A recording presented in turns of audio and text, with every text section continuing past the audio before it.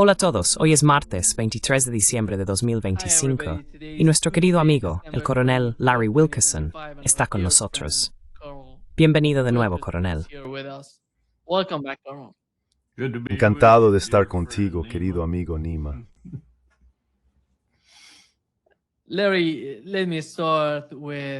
Larry, déjame empezar con el caso de Venezuela.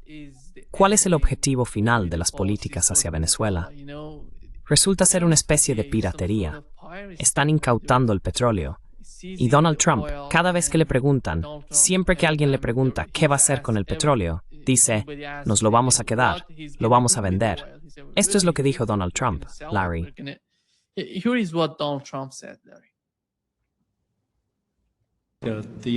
Estados Unidos incautó 1,9 millones de barriles de petróleo el 10 de diciembre. Vamos a quedárnoslo. ¿Vamos a venderlo o a ponerlo en la Reserva Estratégica de Petróleo? Quizás lo conservemos, lo usemos en la Reserva Estratégica.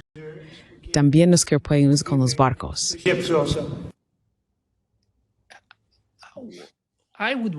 Me pregunto si tiene algún tipo de plan estratégico, dado el modo en que se está comportando ahora. No. ¿Ha empezado algo? ¿Cuál es tu interpretación de eso? Según tengo entendido, Scott Bessent, el secretario del Tesoro, va a tener, justo después de Navidad, quizá incluso antes de Año Nuevo, pero sin duda en el nuevo año, una emisión de deuda de $3 billones, que se resolverá en 24 horas. En otras palabras, va a quedar en evidencia lo grave que es la situación fiscal en la que se encuentra el imperio.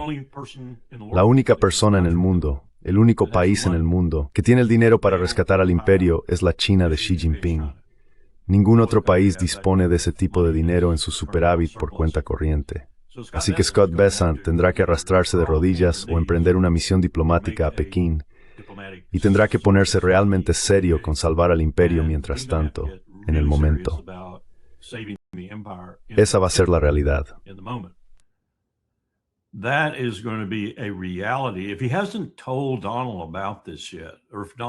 Si aún no se lo ha contado a Donald, o si Donald no está al tanto, me temo de verdad que lo que estoy oyendo es que incluso si le hablaras a Donald Trump de las casi alarmantes circunstancias físicas a las que se enfrenta ahora mismo Estados Unidos, no obtendrías una respuesta que tuviera sentido. Del mismo modo que vemos esos pequeños episodios de vez en cuando en sus entrevistas, en los que uno se queda pensando que o bien es el hombre más tosco y estúpido de la faz de la Tierra, o bien está perdiendo la cabeza. Creo que es lo segundo.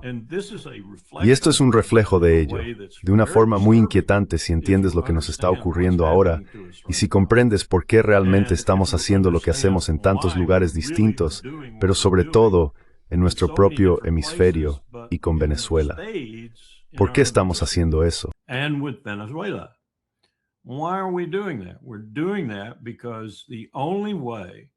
Estamos haciendo eso porque la única manera de detener siquiera temporalmente el cambio en los mercados mundiales de petróleo, de estar denominados en dólares estadounidenses, a una cesta de monedas que va desde la rupia hasta el yuan, el renminbi, e incluso otras monedas que ahora utilizan los países BRICS para la compraventa de petróleo, y lo que es más importante, aceptadas por los distribuidores de petróleo, incluida Arabia Saudí, es conseguir de inmediato 300.000 millones de barriles de petróleo, especialmente petróleo que nuestras refinerías están preparadas para procesar de forma significativa, mientras que, por ejemplo, no estamos preparados para producir diésel de otras maneras.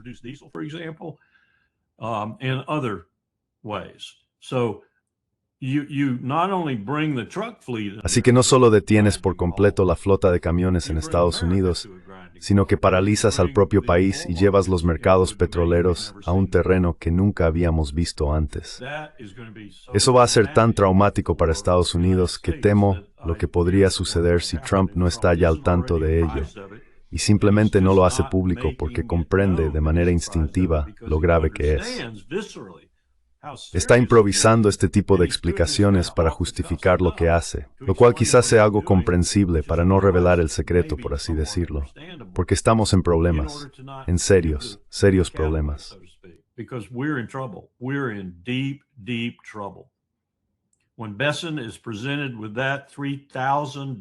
Cuando Biden se enfrente a esa deuda de $3 billones al comienzo del nuevo año, y el único país del mundo que tenga el dinero para rescatarnos, por así decirlo, sea China, la realidad les golpeará. Les golpeará incluso a torpes como Marco Rubio, a torpes como Pete Hegseth y a otros de la administración. Si se les informa adecuadamente, ¿qué vamos a hacer entonces? No tengo ni idea. No tengo ni idea.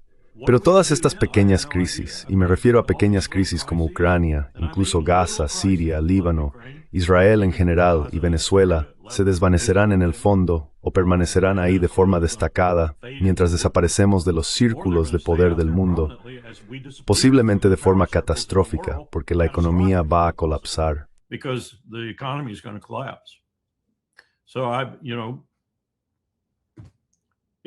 Es difícil comentar sobre estas pequeñas crisis que están ocurriendo por todo el mundo, en su mayoría por iniciativa nuestra o de nuestros representantes, cuando nos enfrentamos a un fracaso tan catastrófico, físico y de otros tipos, porque eso solo generará un montón de otros fracasos. Y pensar que tenemos el nivel de competencia que creo que tenemos, que es cero, por debajo de cero, en el Poder Ejecutivo, y en muchos aspectos también en el legislativo. No hablaré del tribunal, porque el tribunal no tiene mucha responsabilidad en este ámbito, aunque intenta asumir parte de ella por su cuenta. Pero el Congreso y el presidente están absolutamente perdidos sobre qué hacer al respecto. Así que simplemente siguen insistiendo, insistiendo. Y personas como Graham salen y dicen, oh, podemos hacer esto, podemos hacer aquello. Graham es un necio. Es un necio absoluto.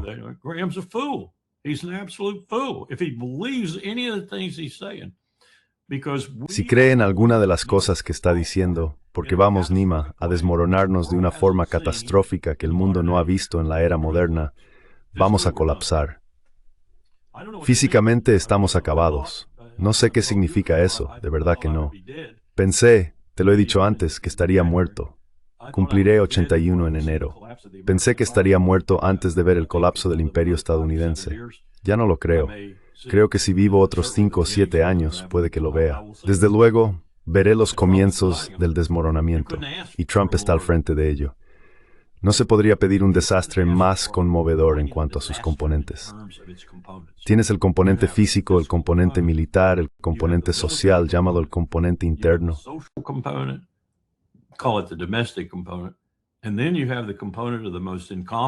Y luego está el componente del liderazgo más incompetente en el poder ejecutivo que hemos visto en la historia de la República.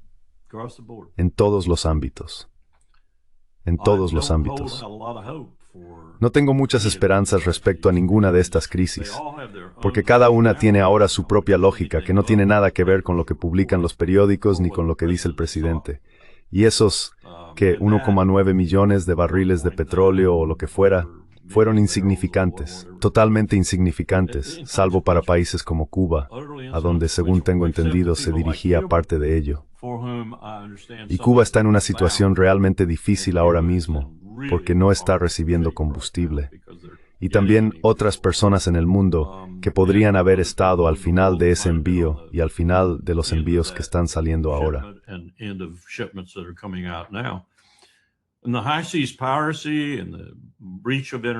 Y la piratería en alta mar, la violación del derecho internacional, del derecho interno, las acciones inconstitucionales que está llevando a cabo el presidente, todo eso va a quedar absorbido en una tormenta de problemas fiscales, como no se ha visto en este país en toda una vida.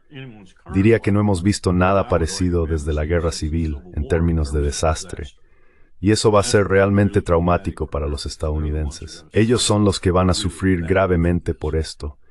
Ya sabes, los Trump, los Musk y todos esos harán lo que tengan que hacer, pero nos dirigimos hacia el desastre. Y todo está girando en esa dirección. Creo que Maduro es el elemento más visible de todo esto, porque está sentado sobre esos 300.000 millones de barriles de petróleo. No es un buen momento para ser estadounidense, te lo aseguro. It's not a good time to be an American, I'll tell you that. Larry, looking, you know, Estaban observando, ya sabes, desde Venezuela hasta Ucrania. Todo se trataba de ataques a petroleros. Ya sabes, tuvimos ese ataque con dron ucraniano contra un petrolero ruso. Estaban aterrorizados. En realidad decían que era ucraniano, pero parece que después de todo fue un ataque de la OTAN contra el petróleo ruso. It was a NATO attack on the Russian oil. God help us if we didn't have Putin sitting in Moscow. Dios nos ayude si no tuviéramos a Putin sentado en Moscú.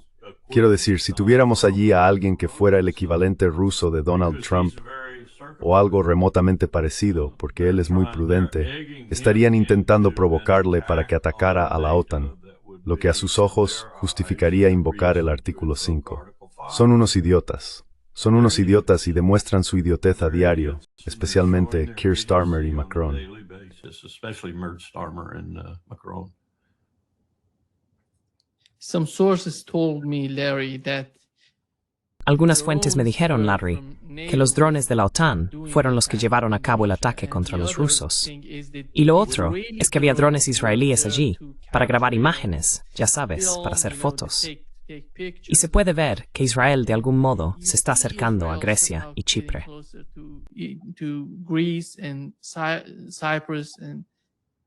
Israel sees what's happening in the world. Israel ve lo que está ocurriendo en el mundo. Netanyahu no es estúpido. Le acuso de ser un asesino, un maníaco homicida, de todo tipo de epítetos, pero no de ser estúpido. Netanyahu tiene emisarios en Oriente, por así decirlo. Sabe que este cambio de poder de Occidente a Oriente está teniendo lugar. No creo que tenga ni idea de lo dramático que va a ser. Va a suceder casi de la noche a la mañana cuando esa deuda de $3 billones llegue al despacho de Biden. Pero es muy cauto. Está mirando hacia el este, buscando nuevos lugares donde plantar la bandera israelí y todo lo que eso implica. Eso significa, ya sabes, piénsalo un momento, significa un nuevo comité de acción política, de la naturaleza y el aspecto que sea, en Rusia, en China, en la India.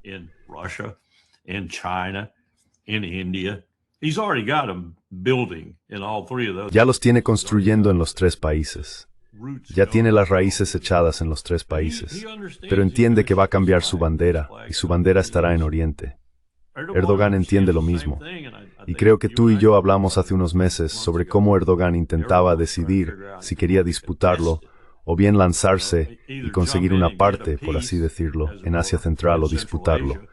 Creo que ya ha tomado una decisión. No va a disputarlo. Va a ser una de las potencias que se beneficien de lo que es, en esencia, el mayor cambio de poder en, ¿qué?, 500 años.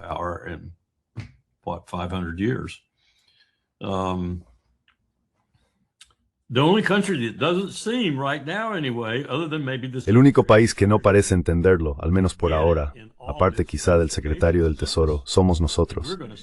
Y vamos a sufrir de forma dramática por ello. Todo lo que está ocurriendo ahora mismo, la violación del derecho internacional, la violación del derecho interno, la inconstitucionalidad de las acciones del gobierno, la idiotez de algunas de sus medidas económicas, acabará teniendo consecuencias en un momento de sobriedad, trayendo un desastre que creo, incluso tendrán que reconocer. Y los maduros del mundo, los lulas y otras personas en el mundo nos gustan, o las que señalamos por no gustarnos. Other people in the world that we don't like or we single out for not liking. Me encanta el hecho de que Trump hablara de un nuevo G5 o G6 o lo que fuera y que no incluyera a Brasil. Eso es el colmo de la estupidez. Brasil tiene que estar ahí. Esta mañana hablábamos de lo que discutíamos en el equipo de planificación de políticas del Departamento de Estado en 2002. El único lugar del gobierno de Estados Unidos que realmente piensa de forma estratégica es el equipo de planificación de políticas del Departamento de Estado, lo cual explica por qué se le ignora constantemente, porque no hacemos estrategia, hacemos transacciones del día a día, no estrategia. Una de las cosas de las que hablábamos era de un consorcio, y en ese consorcio incluimos a China, Japón y Estados Unidos.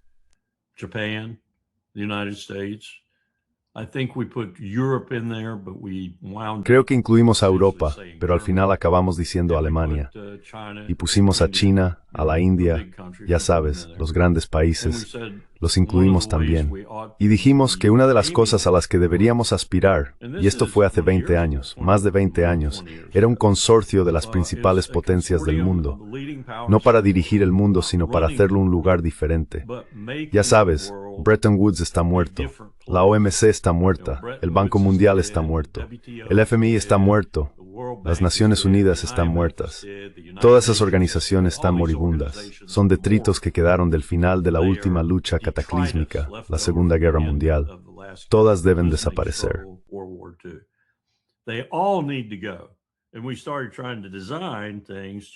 Y empezamos a intentar diseñar cosas para sustituir a cada una de ellas, o para mejorar en cuanto a esa función o conjunto de funciones. Eliminamos la ONU y creamos una nueva organización. Le dimos lo que la Carta de la ONU contiene, pero nunca se ha activado. Una disposición para dotar al secretario general de la ONU de una fuerza militar que pudiera imponer o mantener la paz cuando fuera necesario. Una fuerza permanente. Cada uno de los 5 miembros permanentes, y otros según sus capacidades, contribuirían con tropas a esa fuerza. Hablamos de una cifra de 100,000. Esto fue en los años 50. Nunca aplicamos esa sección de la Carta de la ONU. Así que decidimos que sería una de las cosas que queríamos hacer de inmediato con la nueva organización que crearíamos.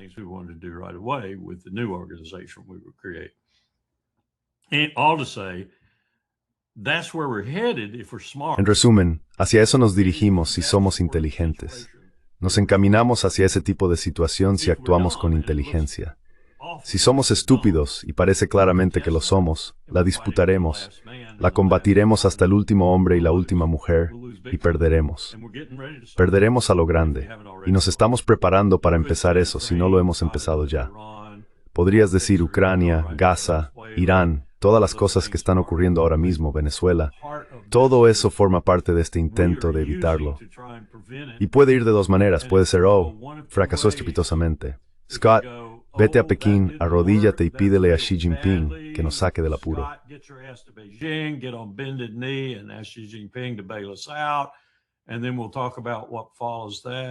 Y luego hablaremos de lo que sigue a eso. Mientras tanto, tengo que detener de inmediato este asunto que estoy llevando a cabo en Ucrania. Creo que estamos viendo eso hasta cierto punto. Y tengo que frenar a Netanyahu en el Levante. También tengo que hacer algo para calmar las aguas en el Caribe. Y después tengo que ponerme a arreglar mi propia casa, porque se está derrumbando. Eso sería lo inteligente, ver cómo todas estas cosas evolucionan hacia eso. Bueno, yo veo que voy a expresar. Creo que ves que por soltar estas cosas de una manera caótica para frenar este colapso. Porque eso es lo que es.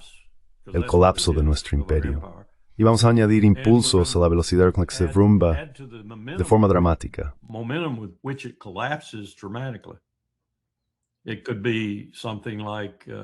Podría ser algo como en 2006 o 2007 con la crisis inmobiliaria, pero será mucho mayor, muchísimo mayor, y afectará a todo el país. Golpeará cada elemento de nuestra economía. Nada se librará. Necesitamos, por ejemplo, ese petróleo de Venezuela, no solo para intentar retrasar este cambio en los mercados petroleros de transacciones basadas en el dólar a transacciones basadas en otras divisas, algo que ya ha ocurrido. Ya ha ocurrido. Quiero decir, el dólar está siendo desplazado por todo el mundo ahora.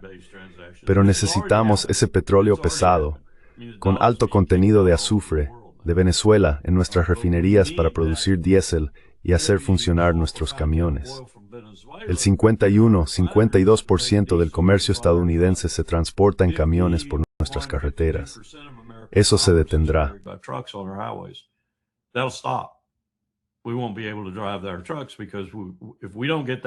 No podremos conducir nuestros camiones si no conseguimos ese petróleo. Y te lo garantizo, Trump está mintiendo descaradamente. Para eso va a usar esa tierra barata. También estamos en problemas ahí. Así que este es un cambio monumental de poder que debería haber tardado 35 o 40 años. Va a tardar quizá medio decenio. Y será muy traumático por eso, porque va a ser profundo y de gran alcance, y porque no ha habido planificación, ni estrategia, ni política, ni nada, salvo más de lo mismo, y Trump. Así que todas esas otras cosas, odio restarles importancia, pero todas esas otras cosas se van a desvanecer en el tapiz, por así decirlo, porque esta crisis va a ser enorme, profunda, intensa y duradera, y va a hacer caer al imperio, no solo un poco, sino mucho.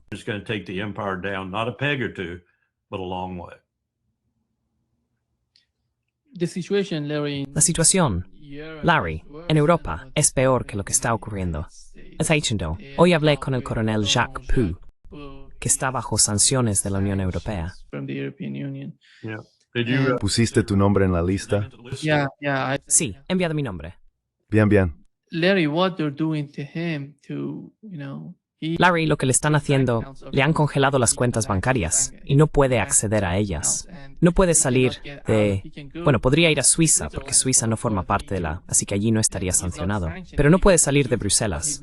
Vive en Bruselas, porque está bajo sanciones. No puede salir de Bélgica. ¿No tiene pasaporte suizo? Sí, pero está pidiendo al gobierno suizo que haga algo al respecto. Es muy extraño. But it's so strange. It's so These people what's going on. they're precisely Estas personas son exactamente lo que acusan a Putin de ser, y Putin no lo es. Son dictadores totalitarios. Ven eso como la única forma de salvarse de la inevitable solución política a sus problemas, que es que los van a echar del poder. Pero eso es a corto plazo. A medio plazo, van a utilizar a Ucrania para hacer todo lo posible por aferrarse al poder. Y la mejor manera de hacerlo es crear emergencias, crear una amenaza, crear un problema que eres la única persona capaz de manejarlo y que debes permanecer en el cargo para hacerlo. Eso también se aplica al liderazgo de la UOWER y hasta cierto punto al liderazgo de la OTAN en Bruselas, el liderazgo uniforme de la OTAN en Bruselas, lo cual da miedo.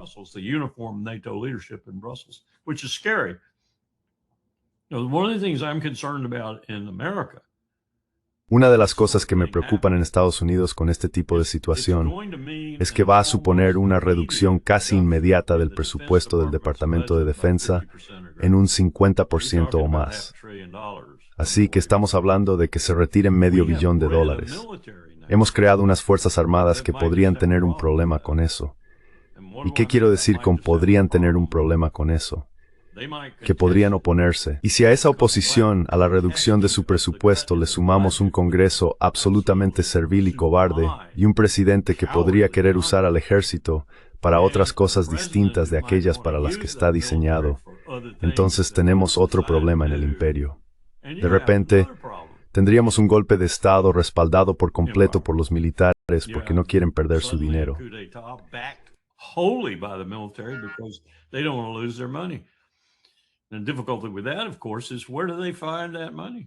Y la dificultad con eso, por supuesto, es ¿de dónde van a sacar ese dinero? Porque no hay Nima. No hay dinero. Si China no interviene y acepta rescatarnos, básicamente, y creo que serían receptivos a hacerlo porque tampoco quieren ver que todo se venga abajo de forma catastrófica, pero si no lo hacen, entonces no sé de dónde podríamos sacar ese tipo de dinero. No existe en ningún otro lugar del mundo, y nadie va a comprar nuestros bonos hasta ese punto. Lo sabes. Simplemente no lo harán. Ni siquiera los japoneses. Ellos tienen ahora sus propios problemas fiscales, que son bastante enormes, por decirlo así. Dije que no creía vivir para ver esto, pero creo que lo voy a ver. Eso sale mañana por la mañana.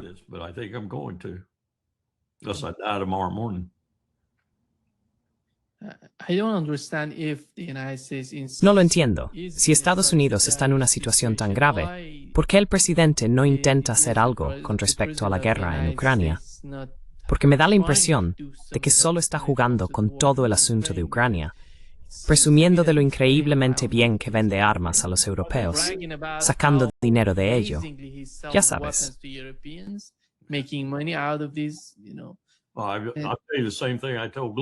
Te diré lo mismo que le dije a Glenn esta mañana. Sabes, tenemos una broma sobre eso. Lo que estamos haciendo es ofrecer a los europeos armas que no tenemos, por dinero que ellos no tienen, para dárselas a Ucrania que no tiene soldados para usarlas. Eso es lo que estamos haciendo. Y todo es un esquema Ponzi, por así decirlo. Los europeos están atrapados en medio de ello y quieren quedarse ahí y quieren aparentar que todo está bien porque, como acabas de comentar, es la única manera de que puedan mantenerse en el poder. Y me preocupa mucho ese flanco norte y que la gente diga cosas como, bueno, si Trump puede ir tras un petrolero venezolano, nosotros iremos tras un petrolero ruso en el Báltico.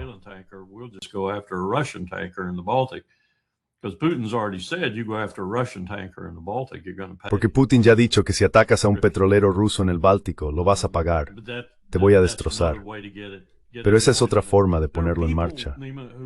Hay personas, Nima, que creen que si logramos entrar en una buena guerra, una gran guerra, una guerra regional como mínimo, una guerra global si es necesario, entonces podremos abrirnos camino a golpes para salir de esta catástrofe en la que estamos.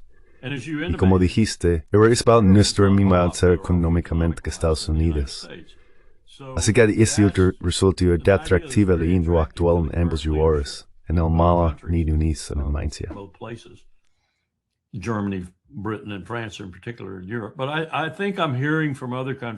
Pero creo que estoy oyendo de otros países que ya sabes, sus liderazgos, no la gente, los liderazgos, están dispuestos a aceptar eso, especialmente países como Estonia, Letonia y Lituania. He oído que Polonia está planteando algunas objeciones y ya sabes, Eslovenia y Orbán siempre han estado planteando objeciones.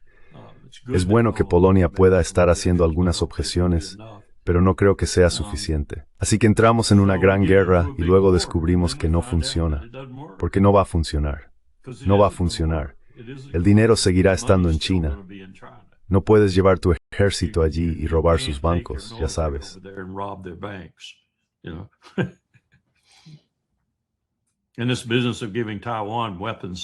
Y eso de dar armas a Taiwán para que puedan atacar Pekín, buena suerte con eso, porque en primer lugar no son ese tipo de armas. Y en segundo lugar, no se las damos. Si miras el calendario de producción de armas en Estados Unidos, especialmente las destinadas a aliados como Australia y otros, está muy lejos en el futuro, porque no tenemos las líneas ni la base industrial para hacerlo. Puedes firmar contratos todo el día, pero no verás que se entregue nada. Los taiwaneses lo saben. Los taiwaneses llevan años de retraso con ventas que se realizaron hace décadas.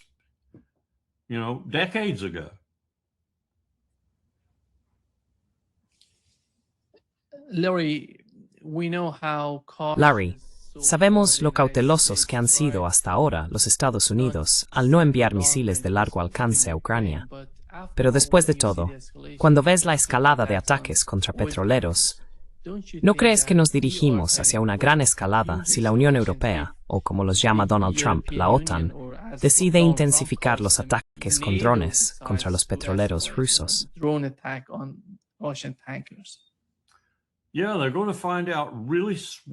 Sí, van a descubrir muy rápido hasta qué punto somos un tigre de papel. Lo gracioso es que esa fue la expresión que Trump lanzó contra Putin, lo que demuestra lo que realmente son los Estados Unidos. Y también van a descubrir hasta qué punto ellos mismos son tigres de papel.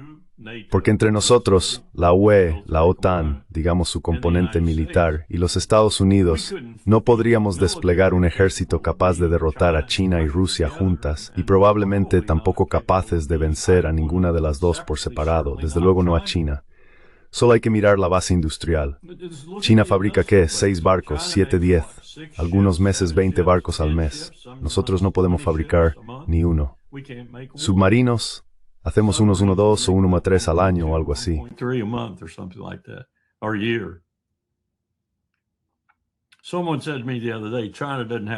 El otro día alguien me dijo, China no tiene una flota de alta mar. No se aventuran en los océanos abiertos, se quedan en el mar de China Meridional y en aguas cercanas, es decir, en aguas chinas. Pues bien, echa un vistazo últimamente a su flota pesquera de aguas profundas. 6,000 barcos por todo el mundo, todos los malditos días, pescando en todos los océanos del planeta. 6,000 barcos en todo el mundo. ¿Cuál fue el último recuento de la Marina de los Estados Unidos? 278, 279, algo así. Ah, esos no son buques de guerra. Ah, ¿no lo crees? ¿De verdad no lo crees? Si quisieran que lo fueran, podrían serlo. Pero lo que intento mostrarte es la capacidad de China para construir armadas frente a nuestra capacidad. Es abrumadoramente superior. Así que volvemos a mi otro argumento que sigo manteniendo.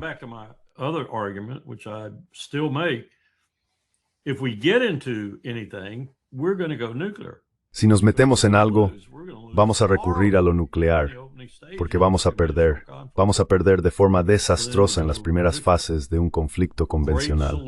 Así que entonces recurrimos a lo nuclear. Gran solución, América. Gran solución. Más te vale ponerte las pilas, más te vale moverte en Pekín, más te vale ser muy diplomático con tu petición. Pero tienes que pedírselo al único país del mundo capaz de evitar este desastre financiero, que va a hacer que la crisis inmobiliaria de hace unos años parezca un juego de niños en comparación. Más te vale ponerte a ello, y creo que Besson lo sabe. Quiero decir, no puedo imaginar que empiece el nuevo año pensando que puede vender $3 billones en bonos estadounidenses y rescatarnos.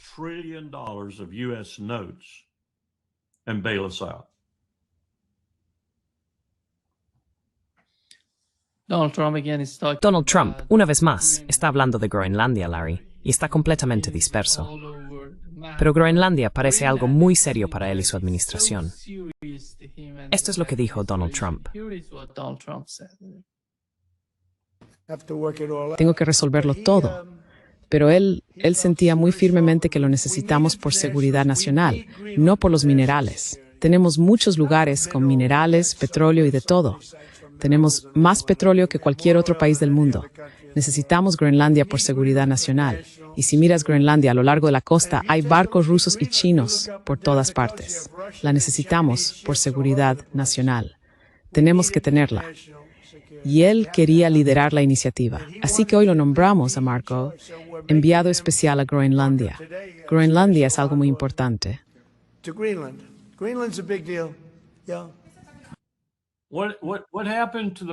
Sí, ¿qué pasó con la doctrina Monroe, cariño? Buques rusos y chinos por toda la costa este. ¿Qué pasó con la doctrina Monroe, cariño? El hombre habla con lengua de serpiente, habla con lengua de víbora, pero dice la verdad en cuanto al peligro en que se encuentra el imperio. Y está extendiendo la mano, intentando agarrar todos los recursos que pueda. Demonios, el hombre quería Canadá para apuntalar el imperio. Pero lo siento, no va a funcionar, porque lo que va a hacer caer al imperio es lo mismo que ha hecho caer a la mayoría de los imperios en la historia humana. La prodigalidad final en su gasto, ya sea en lingotes de oro, lingotes de plata, túnicas de seda o dólares.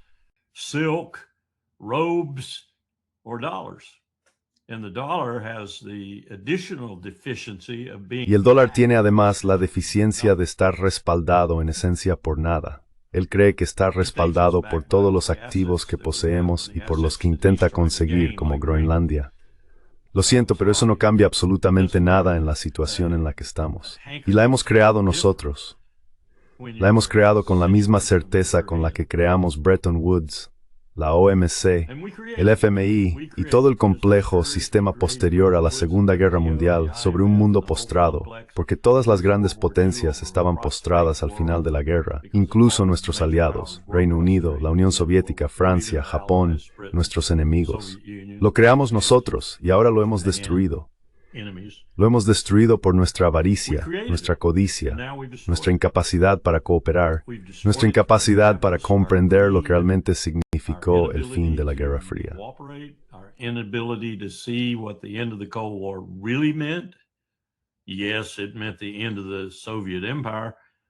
Sí, significó el fin del Imperio Soviético.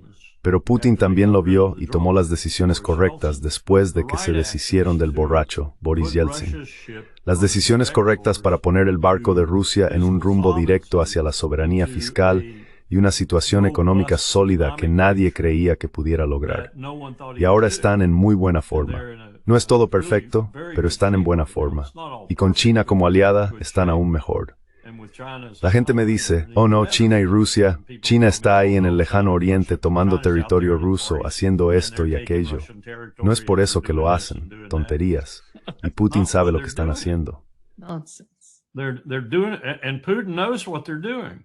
he welcomes what they're doing. Y él acoge con satisfacción lo que están haciendo porque no tiene el dinero, los recursos, ni la capacidad para salir ahí fuera y hacer lo que ellos hacen, porque están tan sobrados. Ellos pueden hacerlo y salirse con la suya. Ahora bien, puede que se convierta en un problema tarde o temprano, porque el Lebensraum, el espacio vital, es también lo que quieren los chinos. Pero eso también puede resolverse. Si consideramos este mundo como un mundo multinodal, en el que todos tenemos que compartir por igual y llevarnos bien, básicamente. Nunca lo haremos a la perfección, pero ellos lo entienden. Nosotros no. Todavía intentamos volver al viejo mundo en el que éramos, ya sabes, los reyes de la colina y nadie más iba a desafiarnos. Lo siento, eso se acabó. Eso ya está hecho. Y vas a bajar de esa colina el próximo año, de forma drástica, porque en esencia vas a estar en la ruina.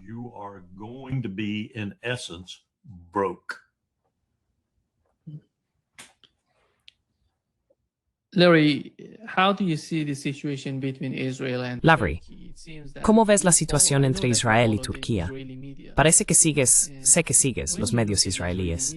Y cuando los observas, sientes que su retórica hacia Turquía está aumentando. Antes hablaban de Turquía como de un vecino, ya sabes, un aliado cercano, parte de la OTAN con quien podían colaborar. Pero ahora parece que, con el paso del tiempo, ven a Turquía como el peor enemigo de Israel. Por eso Netanyahu está hablando de Chipre y Grecia. Sabe de las tensiones entre el norte y el sur de Chipre, entre Grecia y Turquía. Por eso intenta acercarse más a Grecia. Y esto es lo que dijo Netanyahu, Larry. And here is what Netanyahu said, Larry. They can reestablish their empires. ¿Pueden restablecer sus imperios y su dominio sobre nuestras tierras? Yo digo que ni pensarlo. No va a suceder. Ni siquiera lo imaginéis. Estamos comprometidos y somos capaces de defendernos, y nuestra cooperación refuerza aún más esa capacidad. Juntos, nosotros tres, auténticas democracias del Mediterráneo Oriental, promoveremos la seguridad, la prosperidad y la libertad. Sí. And liberty. Yeah. ¿Cuáles son las tres democracias genuinas del Mediterráneo Oriental? Desde luego, él no es una de ellas, pero ¿cuáles son las otras dos? Está hablando de Jordania. ¿De quién está hablando? Quiero decir, está hablando del Líbano. ¿De quién está hablando? Fíjate, vuelve a hablar en inglés. Ahora déjame darte un poco de contexto histórico. Lo sabes, estoy seguro de que sí. Hace aproximadamente un año, le pedí a uno de los profesores más inteligentes que he conocido en mi vida que me diera su mejor interpretación de cómo surgió la Declaración Balfour. Anoche volví a leer el trabajo. Tiene unas 120 páginas, con abundantes notas a pie de página y fuentes primarias por todas partes. Ya sabía que sería así. Lo que debería haber hecho era sacar también todas las fuentes primarias que tengo.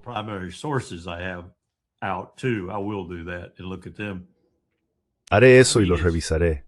Quiero decir, abarca desde Lloyd George hasta Winston Churchill, pasando por el propio Balfour, Woodrow Wilson y el coronel House, todas las personas que desempeñaron un papel en lo que, en esencia, seguimos viviendo hoy. En el margen derecho de una de las páginas escribí con tinta verde, para no pasarlo por alto. La pérfida Albión hace honor a su nombre, porque estaba observando lo que hicieron los británicos para crear Israel, incluso frente a las enérgicas objeciones de su propio Ministerio de Asuntos Exteriores, del mismo modo que nosotros lo hicimos con Harry Truman, pese a las enérgicas objeciones de nuestro Departamento de Estado y del Estado Mayor Conjunto. Di un discurso sobre eso en el Club Nacional de Prensa hace un tiempo, donde repasé todo el asunto.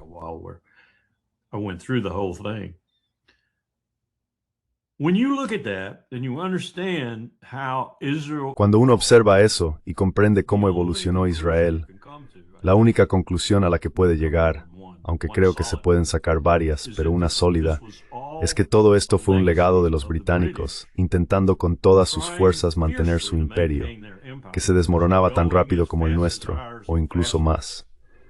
Al mismo tiempo, estaban cubriéndose las espaldas al traspasarlo, por así decirlo, a los Estados Unidos, según convenía en cada momento. Es una combinación de acontecimientos que demuestra cómo una mala política puede multiplicarse una y otra vez a lo largo de los años, y convertirse en un desastre, como ha ocurrido ahora. Y al mismo tiempo, y esto responde a tu pregunta, estoy observando al Imperio Otomano y cómo lo afrontan, cómo lo gestionan, cómo se sienten frustrados por ello, y así sucesivamente.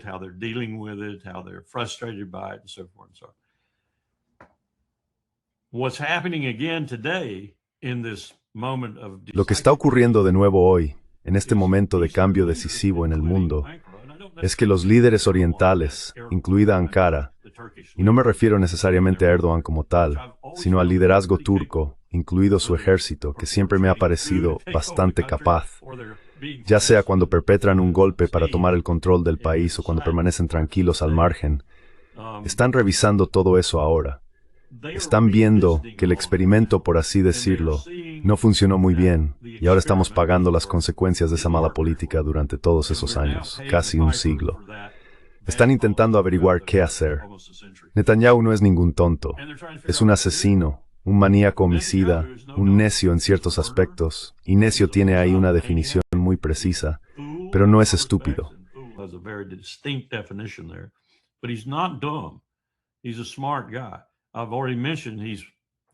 Es un tipo inteligente.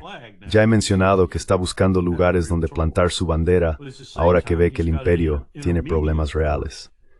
Pero al mismo tiempo, tiene una fuerza intermedia entre él y esa capacidad de trasladarse y hacer lo mismo con otras potencias, como China, que ha hecho con nosotros, convertirse en su vasallo, su perro de ataque, o como quieras llamarlo.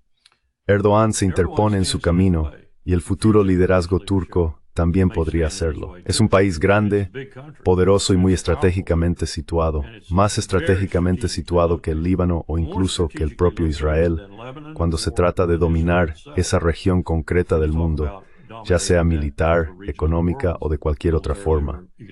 Así que veremos a Netanyahu prestando cada vez más atención a Ankara, porque son un obstáculo.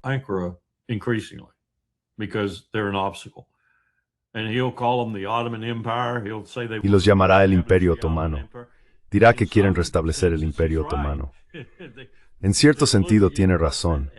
Están analizando lo que eso significaba y piensan que, ya sabes, se les debería haber escuchado más, se debería haber cooperado más con ellos, especialmente por parte de los británicos, en lugar de haberlos engañado.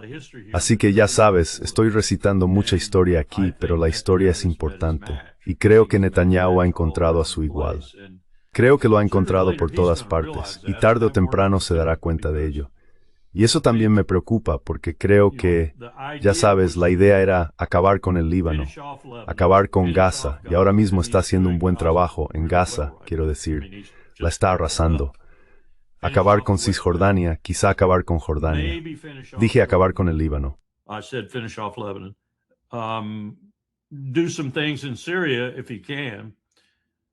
Hacer algunas cosas en Siria si puede, y luego acabar con Irán. Pero el cambio de plan reciente, y esto me lo ha contado una fuente bastante fiable, consistía en hacer todas esas otras cosas, guerras en varios frentes, por así decirlo, y dejar que Estados Unidos, ya sea incitándolos, con Trump como principal instigador, o simplemente exigiéndolo, diciendo algo como usaré un arma nuclear contra ellos si no lo haces, fuera quien acabara con Irán. No creo que eso vaya a funcionar, pero creo que es así como está pensando ahora.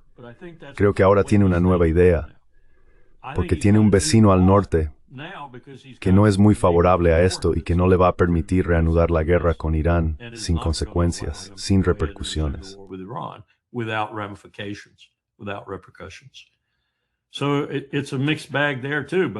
Así que también ahí hay una situación mixta. Pero vuelvo a mis declaraciones originales. Todo se va a ir al infierno en una cesta cuando Scott Bessent tenga ese déficit de $3 billones al comienzo del nuevo año, y nadie compre nuestros bonos para pagarlo. No sé lo que eso significará para Israel como Israel, pero sé que el futuro de Israel es de corta duración, muy corta. Como Estado judío, se acabó. Como Estado en el Levante, que es básicamente una entidad apartheid y totalitaria, probablemente podría existir un poco más, pero incluso eso será discutible, porque no estaremos allí para utilizarlos como lo hemos hecho en el pasado. No vamos a utilizar a nadie, no vamos a tener los medios para utilizar a nadie. Volvemos a casa.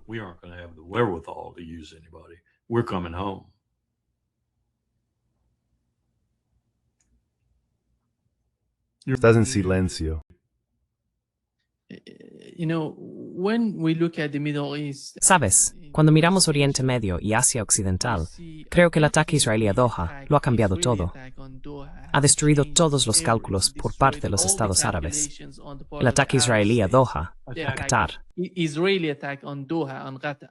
Sí, They know that they cannot be defended. saben que no pueden ser defendidos si Israel ataca a uno de esos estados árabes en Oriente Medio. No van a ser defendidos por Estados Unidos. Conocen esa realidad. Y por otro lado, con las crecientes tensiones entre Israel y Turquía, hemos sabido hoy mismo que Erdogan va a estar pronto en Irán y que se están reuniendo para averiguar qué está ocurriendo con Israel. This is a statement. This is Ankara's statement. Esta es una declaración, la declaración de Ankara dirigida a Jerusalén. You're not gonna Sí, do it, and no you're lo not vas a gonna do hacer, it. y no lo If vas a you do it, hacer. you're not gonna get away with Y it. si lo haces, Try to no te egg vas a your salir con la daddy into tuya. it. That's Y the si way intentas it provocar a tu is. padrino para que se meta en ello, His tampoco va a funcionar, porque él también se va a quemar la mano. And they, you know, Y la gente empieza a darse people cuenta beginning de to que en el wait intercambio en el que Trump dijo, that the bueno, creo que fue exchange Trump for quien lo Trump dijo, called, quizá I think fue it was Trump Hegseth, said it. uno de ellos afirmó que Rusia era un tigre de papel. Putin respondió con una réplica muy delicada, en mi opinión, pero aún así veraz. Delicate response in my view, but nonetheless truthful. The paper tiger's us. El tigre de papel somos nosotros. El tigre de papel en el mundo ahora mismo, el más malinterpretado por otros países, aunque están aprendiendo rápido, somos nosotros. No tenemos mucho aparte de las armas nucleares. Sigo volviendo a la idea que, como profesional militar, me asusta cada vez que la pienso. Tenemos armas nucleares. Tenemos casi 6.000 ojivas nucleares y contamos con sistemas de lanzamiento muy buenos y fiables. Las tenemos bajo el mar, sobre el mar, en el aire y en balística. Y los imperios no siempre caen bien, y en ese sentido realmente me da miedo. And this one really scares me in that regard. Will we in fact end it all with a nuclear exchange? Acabaremos de hecho con todo en un intercambio nuclear, pensando que de algún modo estamos salvando todo lo que hemos construido durante los últimos 200 años o así, en una especie de esfuerzo frenético por tapar con el dedo el agujero del dique, cuando en realidad lo que vamos a hacer es volar todo el dique por los aires. La gente dice, bueno, solo eres un alarmista. Y yo digo, si hubieras tratado a lo largo y ancho de tu vida profesional con esas malditas armas nucleares sobrevolando tu hombro todo el tiempo, lo entenderías. Sabes, quizás soy demasiado mayor, pero entiendo lo que la gente pensaba durante la Guerra Fría, porque yo era una de esas personas.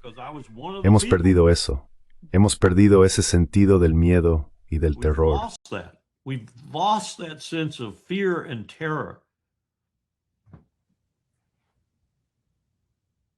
Those same people are still in charge. Esas mismas personas siguen al mando. Ellos dirigen el espectáculo.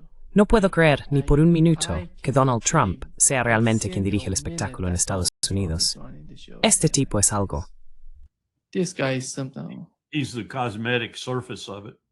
Él es la superficie cosmética de todo esto. Y debe volverlos locos a veces también, con su imprevisibilidad, su indecisión, su forma de estar en todas partes y durmiéndose en las reuniones y esas cosas. Debe volverlos locos. Deben, en algunos momentos, mirarse entre ellos detrás de las cortinas, o lo que sea, si es que alguna vez tienen esos momentos y decir, ¿qué demonios hemos hecho? Vamos a por todo. Let's get to JD. Yeah. Sí, Larry, sigues viendo el miedo, la amenaza o el riesgo de una guerra entre Irán e Israel. No sé qué más puede ofrecer Estados Unidos a Israel. Ahora mismo, Donald Trump está enviando todo cerca de Venezuela, frente a la costa. Pero si Israel se está preparando para atacar a Irán, ¿qué más puede ofrecer Estados Unidos a Netanyahu? Él sabe que no se trata solo de Irán. Mencionamos a Turquía. Los estados árabes están intentando hacer algo entre bastidores. No están contentos con toda la situación en Oriente Medio. Yo lo creo. Pero siguen manteniendo buenas relaciones con Estados Unidos, incluso bajo la administración Trump. En general, cuando se observa la situación en Oriente Medio, ¿qué tan arriesgado es para Estados Unidos involucrarse en cualquier tipo de guerra? How risky is that for the United States to get involved in any sort of war? The awful thing, Nima, is that Lo terrible, Nima, es que, dado lo que tenemos desplegado ahora mismo, incluido de forma más destacada en el Caribe, pero también en otros lugares, y entiendo que hemos concentrado muchos de nuestros grupos anfibios de marines, fuerzas expedicionarias de marines y unidades que patrullan de forma rutinaria, no estamos realizando demasiados ejercicios de libertad de navegación. En este momento, nosotros mismos somos los mayores infractores de la libertad de navegación, pero aún podrías reunir suficientes fuerzas en el norte del Océano Índico, el Mar de Omán, alrededor de la región del Golfo Pérsico y desde Al-Udeid y otros lugares en Arabia Saudí, por ejemplo, para llevar a cabo bombardeos ininterrumpidos sobre Irán hasta agotar los recursos.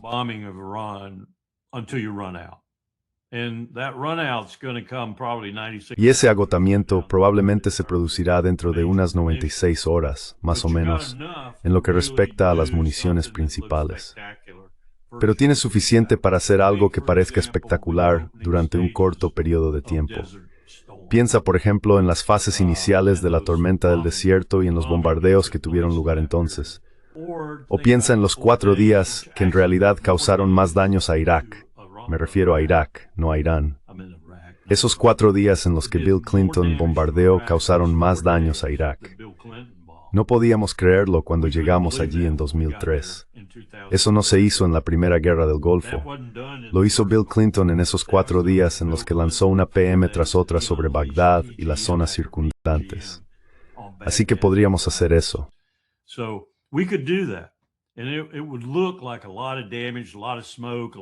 Y parecería que hay muchos daños, mucho humo, mucho fuego, ya sabes, todo eso. No sería un daño demasiado extenso ni duradero para Irak, pero parecería que habríamos hecho algo, que estábamos haciendo algo en ese momento. Pero eso sería todo. Habríamos terminado, habríamos acabado. Entonces, ¿quieres ponerte en esa posición en la que estás completamente expuesto ante el mundo y ahora probablemente otro 10% te odia después de haber hecho esto? Creo que no. Así que, ¿qué entra en juego ahí? ¿Qué tiene Israel si está absolutamente decidido a hacerlo? Dimona, sus armas nucleares. Otro, ya sabes, momento de miedo en la mente de este militar. Y no tengo ninguna duda de que Bibi Netanyahu las usaría. No doubt that Bibi Netanyahu would use them. And the countries are not dumb. Y los países no son tontos, Larry.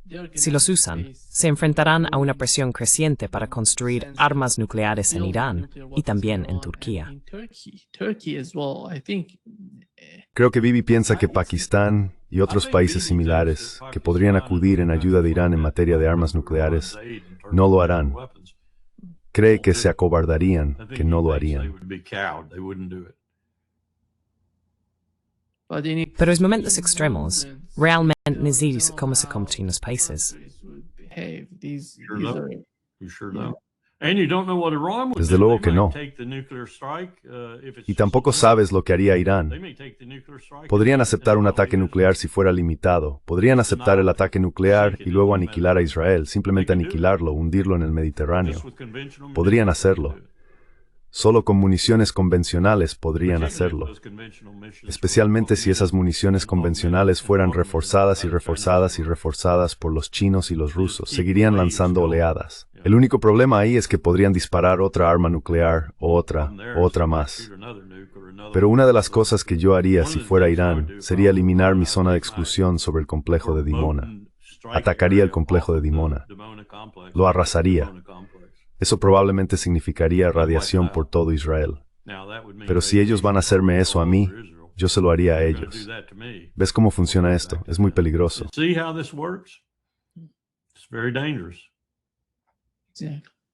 Exactamente. Muchas gracias, Larry, por acompañarnos hoy. Un gran placer, como siempre, y feliz Navidad. Merry Christmas. Sí. Tienes un buen regalo para el niño pequeño. Yeah.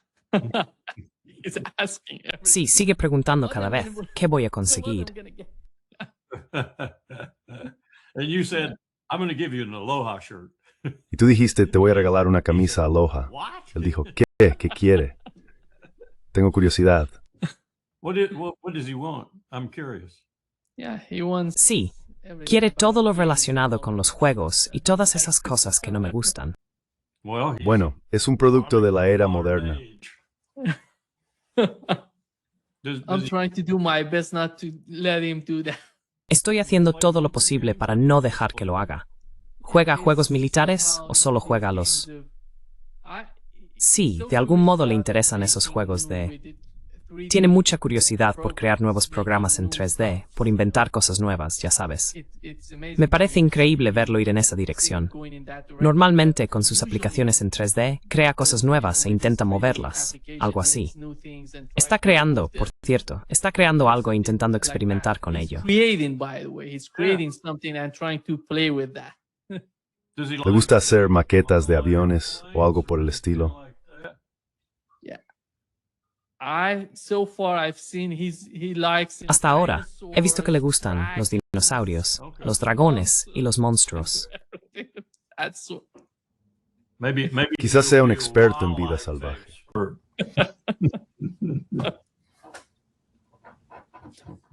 Muchas gracias, Larry. Yeah. See you. Set. Take care. Merry Bye-bye. Christmas. Merry Feliz Navidad. Bye-bye. Feliz Navidad.